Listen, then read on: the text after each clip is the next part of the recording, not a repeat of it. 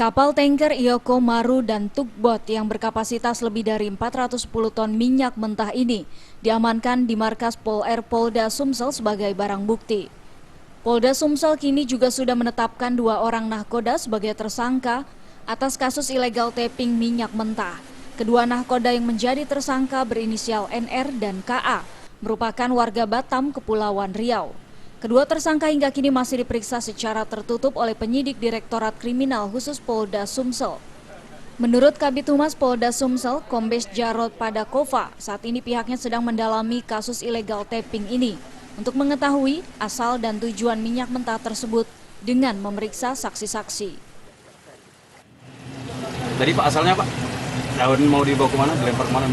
Ini masih kita dalami ya, jadi sekarang Kapten Nahkoda ini sedang kita ambil keterangannya.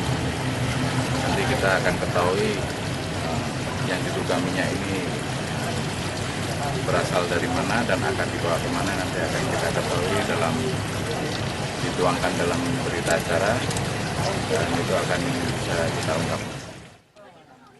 Sebelumnya kapal tanker yang berkapasitas 300 ton dan bermuatan 60 ton serta tugboat bermuatan 50 ton ini ditangkap anggota Datasmen Intel Kodam 2 Sriwijaya pada hari Minggu lalu saat sedang loading di perairan Muara Sungsang.